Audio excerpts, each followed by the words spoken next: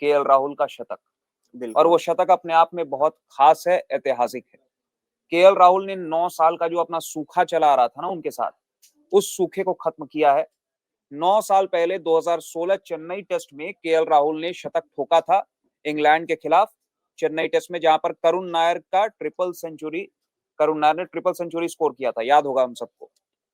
तो कुछ उसके 9 साल बाद अब जाकर 2025 में वेस्टइंडीज के खिलाफ अहमदाबाद टेस्ट मैच में केएल राहुल ने भारत की धरती पर अपने घर में एक शतक बनाया है टेस्ट मैच के अंदर। बिल्कुल, और अपनी हाँ क्लास दिखाई है। आज हाँ जैसा कि दूसरा दिन है और हाँ। दूसरे दिन का पहला सेशन जो है तो पहला सेशन और दूसरा सेशन और भी, केवल इतना ही नहीं, दूसरा केएल सेशन राहुल अब ने गंभीर और रोहित शर्मा दोनों को पीछे छोड़ दिया है एक खास मामले में।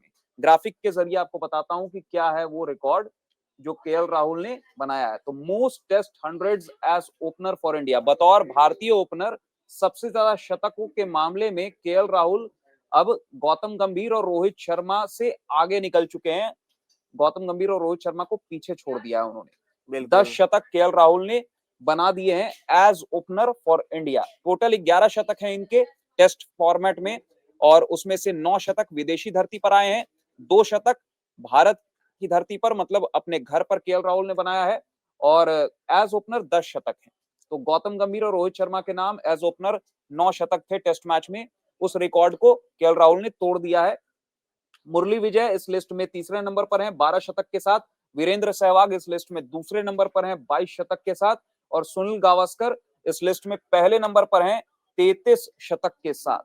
तो ये है वो रिकॉर्ड जो केएल राहुल ने कायम किया है, गौतम गंभीर और रोहित शर्मा को पीछे छोड़ा है।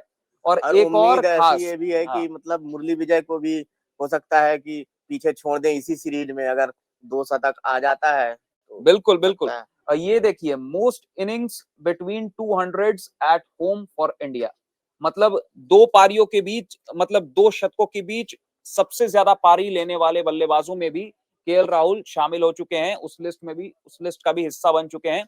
36 पारियां लगी थी रविचंद्रन अश्विन को, जो सबसे ज्यादा है। दो शतकों के बीच की जो पारी है उसमें सबसे ज्यादा मतलब पारी ली थी रविचंद्रन अश्विन ने, 36 पारी। दूसरे नंबर पर सैयद किरमानी है, 32 पारी उन्होंने ली थी। चंदू बोर्डे तीसरे नंबर पर है, 27 पारी उन्होंने ली थी।